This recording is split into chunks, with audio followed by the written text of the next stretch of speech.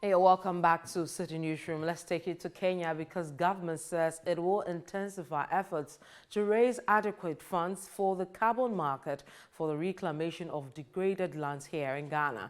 Ghana earlier this year earned $4.8 million for reducing nearly 1 million tons of carbon emissions caused by deforestation and forest degradation, with up to $45 million expected by the end of 2024.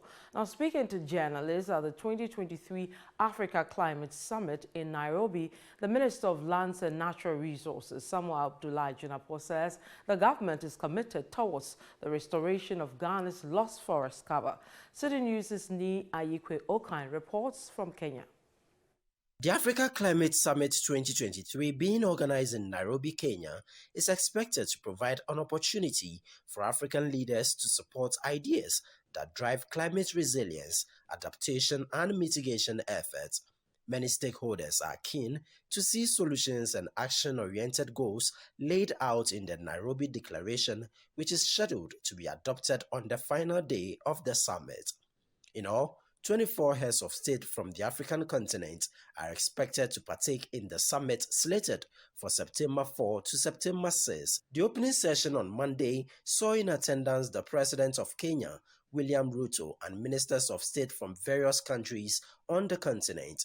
The Minister of Lands and Natural Resources, Samuel Abdullahi Jinapor, on his part assured of efforts by the government to raise adequate funds from the carbon market for the reclamation of degraded lands in Ghana. We've already received $4.8 million US, as you rightly pointed out, through our verified carbon emission reduction program, which has resulted in us receiving this amount of money.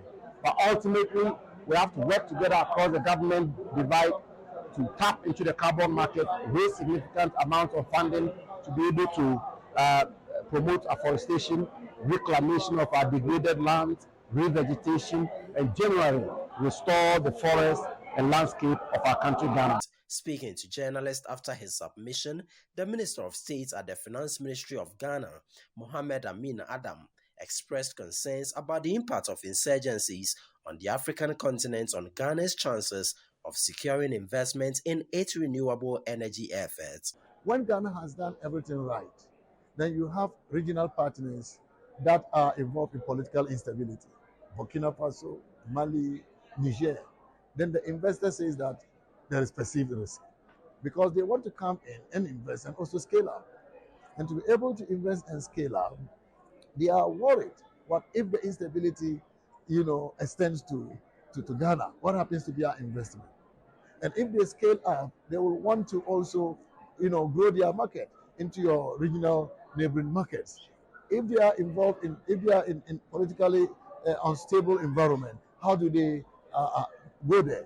So this are what is deepening the perceived risk of investing in Africa, and Ghana is suffering from that. And so it is important for us to develop partnership amongst ourselves with the view to developing a regional policy environment that can incentivize investment. About 24 heads of state across Africa continent are expected to take their turn at the Africa Climate Summit on Tuesday to deliberate on matters relating to climate change. Reporting from Nairobi in Kenya, my name is Ni Ayikwe Okan for Citi News.